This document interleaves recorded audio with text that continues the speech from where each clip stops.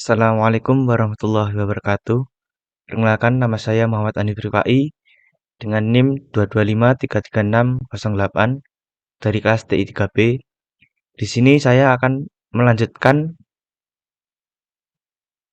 membahas mengenai materi dari Nitakat Jaringan Komputer modul 8 sampai 10.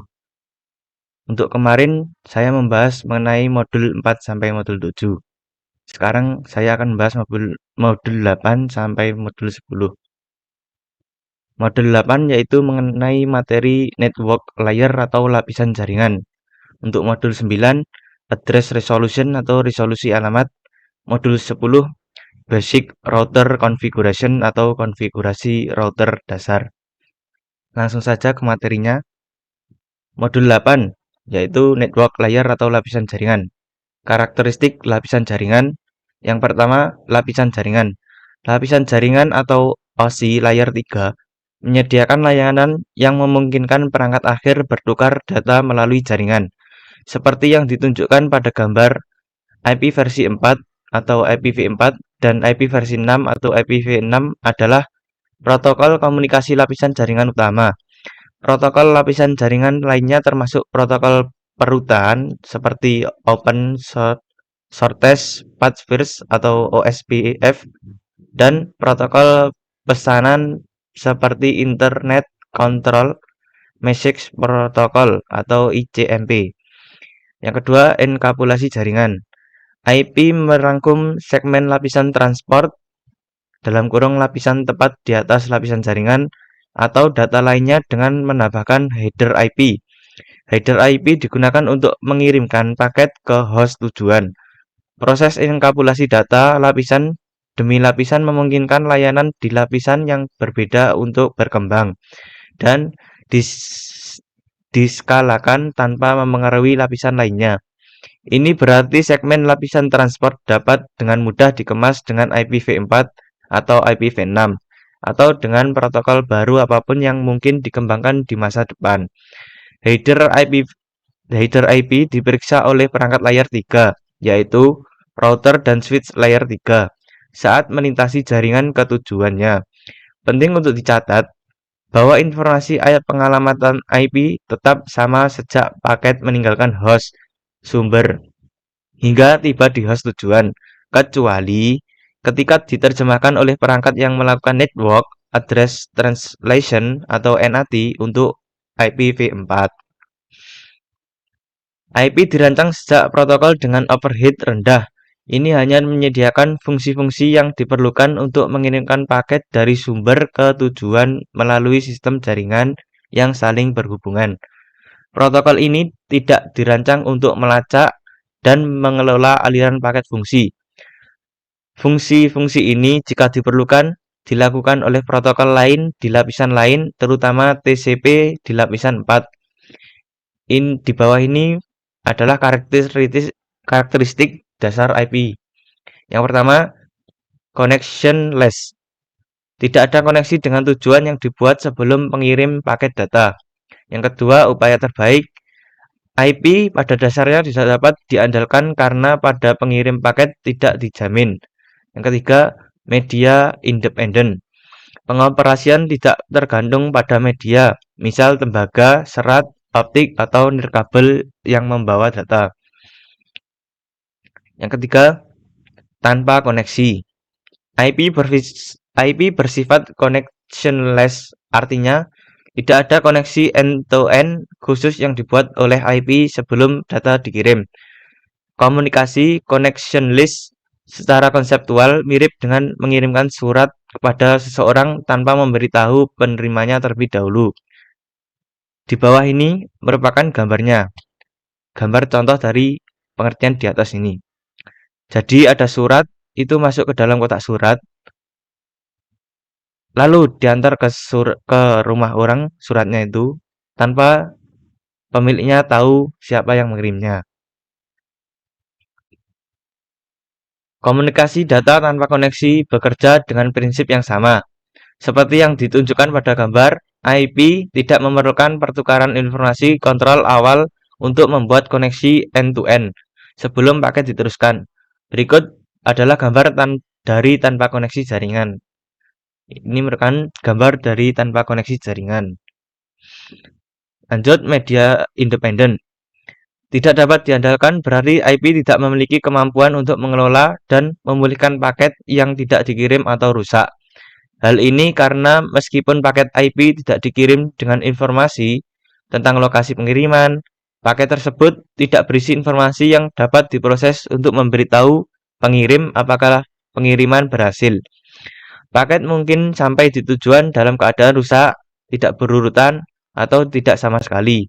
IP tidak memberikan kemampuan untuk transmisi ulang paket jika terjadi kesalahan. Jika paket yang rusak terkirim atau paket hilang, maka aplikasi yang menggunakan data atau layanan lapisan atas harus menyelesaikan masalah ini. Hal ini memungkinkan IP berfungsi dengan sangat efisien. Dalam rangkaian protokol TCP atau IP, keandalan adalah peran protokol TCP pada lapisan transport. Paket IPv4. IPv4 adalah salah satu protokol komunikasi lapisan jaringan utama.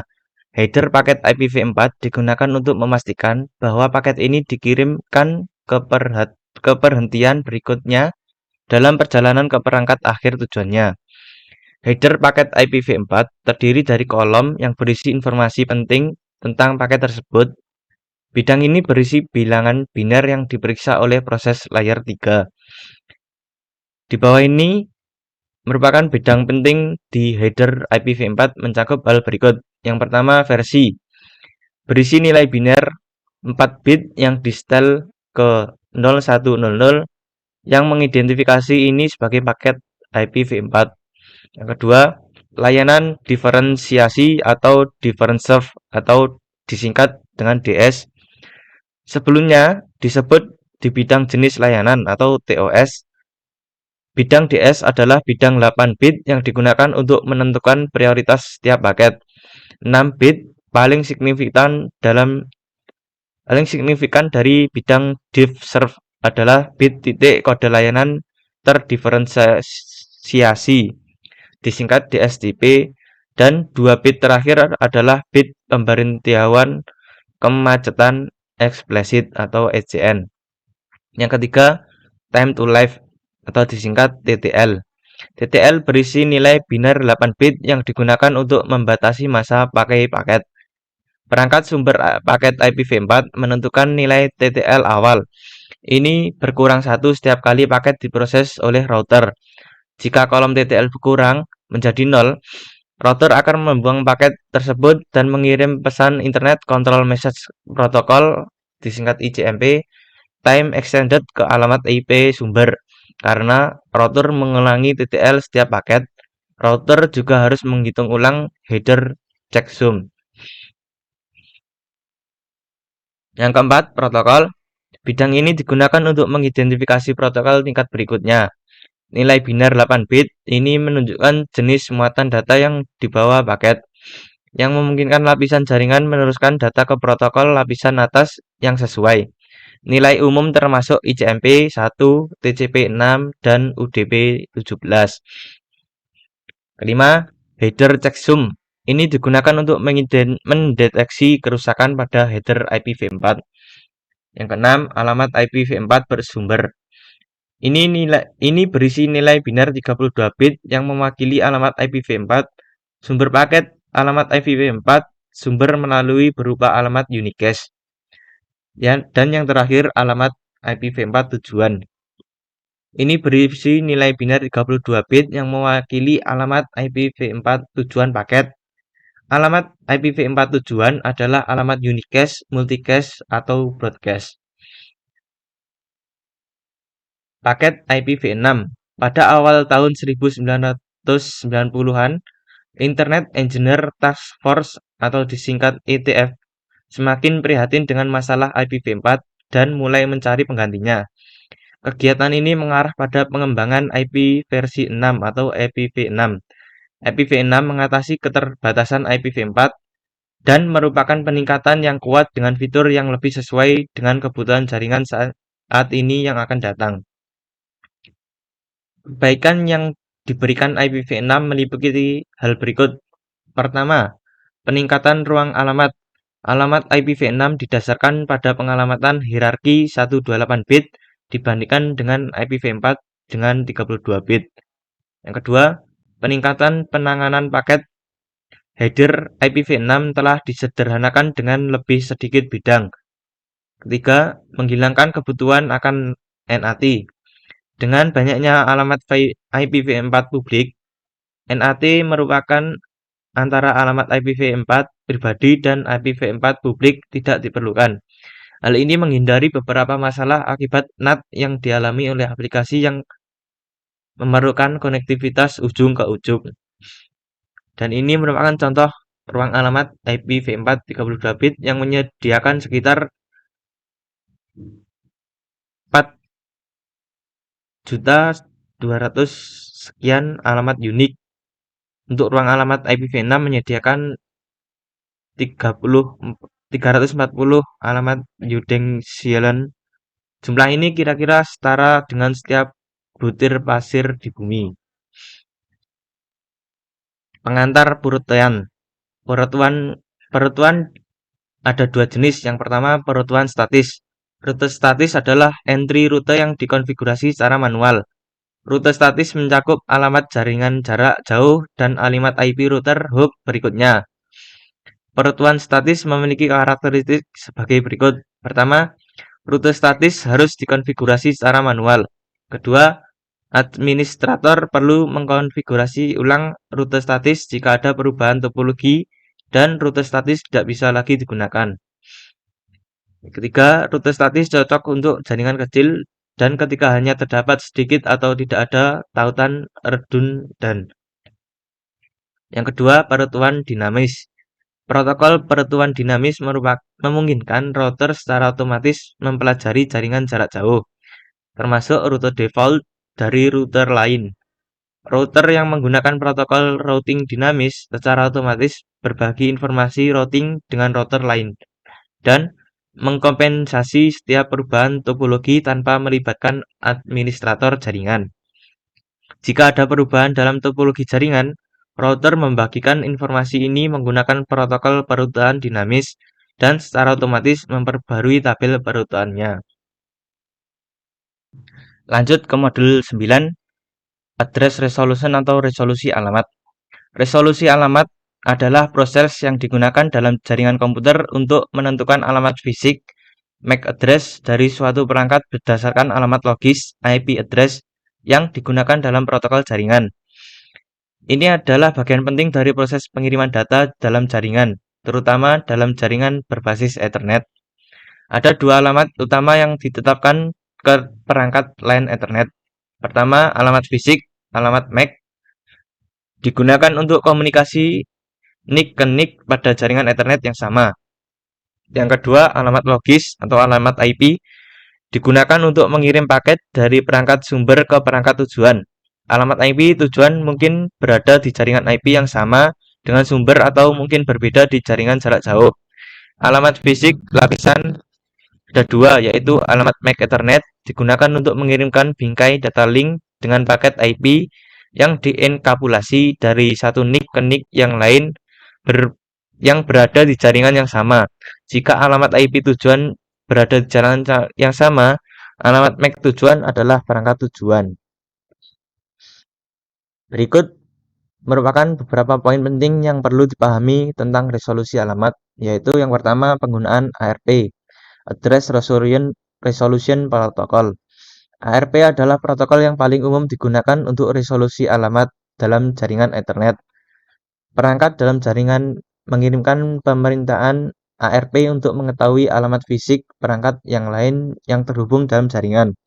Yang kedua, ada caching. Untuk mengurangi beban jaringan, perangkat biasanya melakukan caching hasil resolusi alamat untuk penggunaan berikutnya. Ini membantu dalam meningkatkan efisiensi dan mengurangi jumlah permintaan ARP yang harus dikirim. Yang ketiga, konflik ARP. Dalam situasi tertentu, konflik ARP dapat terjadi jika dua perangkat mencoba menggunakan alamat IP yang sama dalam jaringan. Materi ini bertanggung jawab untuk memastikan penanganan konflik ARP yang efisien untuk menjaga stabilitas jaringan. Yang keempat, keamanan. Menteri juga harus mempertimbangkan aspek keamanan dalam resolusi alamat, karena serangan seperti ARP spoofing dapat digunakan untuk mengalihkan lalu lintas jaringan dan merusak keamanan. Yang kelima, evolusi teknologi. Dalam dunia teknologi yang terus berkembang, perlu memastikan bahwa jaringan memiliki kemampuan untuk mengadaptasi perubahan dalam resolusi alamat, termasuk dukungan alamat protokol baru seperti IPv6. Modul 10, Basic Router Configuration atau konfigurasi router dasar. Konfigurasi router dasar adalah proses mengatur perangkat router jaringan komputer agar dapat berfungsi secara efektif dalam sebuah jaringan. Ini mencakup sejumlah langkah penting yang perlu dilakukan untuk menghubungkan router ke internet, mengamankan jaringan nirkabel, dan mengelola lalu lintas. Sedangkan router adalah perangkat kunci dalam jaringan komputer yang bertindak sebagai gateway antara jaringan lokal LAN dan jaringan luas WAN seperti internet. Di dalam modul ini membahas mengenai konfigurasikan pengaturan router awal, konfigurasi antarmuka, konfigurasi gerbang default. Berikut ini merupakan langkah-langkah konfigurasi router dasar. Yang pertama, masuk ke router. Untuk mengkonfigurasi router, hubungkan perangkat Anda ke router melalui kabel atau jaringan nirkabel dan buka peramban web atau browser. Ketik alamat IP router ke bilah alamat browser, biasanya 192.168.1.1 atau 192.168.0.1 dan memasukkan kredensial yang diperlukan, nama pengguna atau kata sandi. Yang kedua, pengaturan nama pengguna dan kata sandi. Setelah masuk, pertama-tama ubah kata sandi default router Anda untuk keamanan yang lebih baik. Ini akan mencegah akses yang tidak sah ke konfigurasi router. Biasanya Anda dapat menemukan opsi untuk mengubah kata sandi di bagian keamanan atau manajemen pada antarmuka konfigurasi router. Yang ketiga, konfigurasi koneksi internet. Pilih jenis koneksi internet yang Anda gunakan, seperti DSL, kabel, atau serat optik.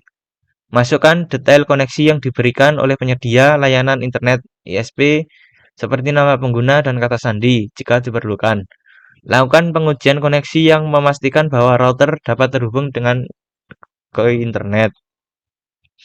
Yang keempat, pengaturan jaringan nirkabel atau Wi-Fi. Konfigurasi jaringan nirkabel atau Wi-Fi dengan memberikan nama jaringan SSID yang unik. Aktifkan enkripsi Wi-Fi seperti WPA2 dan atur kata sandi Wi-Fi yang kuat untuk melindungi jaringan Anda dari akses yang tidak sah. Yang kelima, mengatur DHCP atau Dynamic Host Configuration Protocol. DHCP memungkinkan router untuk secara otomatis mengalokasikan alamat IP ke perangkat yang terhubung ke jaringan. Biasanya, DHCP akan diaktifkan secara default, namun akan dapat mengkonfigurasi jangkauan alamat IP yang akan diberikan ke perangkat. Yang keenam, port forwarding. Port forwarding memungkinkan Anda untuk mengarahkan lalu lintas dari internet ke perangkat tertentu di jaringan lokal Anda. Ini sering digunakan untuk menjalankan layanan atau aplikasi yang memerlukan akses dari luar jaringan. Anda perlu menentukan port eksternal dan alamat IP perangkat yang menerima lalu lintas tersebut. Ketujuh, konfigurasi firewall. Router biasanya memiliki firewall yang melindungi jaringan Anda. Anda dapat mengkonfigurasi aturan firewall untuk mengontrol lalu lintas masuk dan keluar. Pastikan untuk mengizinkan lalu lintas yang diperlukan dan memblokir lalu lintas yang tidak diinginkan. 8. Simpan konfigurasi setelah Anda selesai mengatur router. Pastikan untuk menyimpan konfigurasi. Ini memastikan bahwa perubahan yang Anda buat akan tetap ada setelah restart router. Konfigurasi router dasar ini mencakup langkah-langkah yang penting yang dilakukan untuk menghubungkan router ke Anda ke internet. mengamankan jaringan nirkabel, dan mengelola lalu lintas. Dengan memahami langkah-langkah ini, Anda dapat mengoptimalkan penggunaan router yang Anda sesuai dengan kebutuhan Anda. Cukup sekian yang bisa saya sampaikan. Bila ada kurangnya, saya mohon maaf. Wassalamualaikum warahmatullahi wabarakatuh.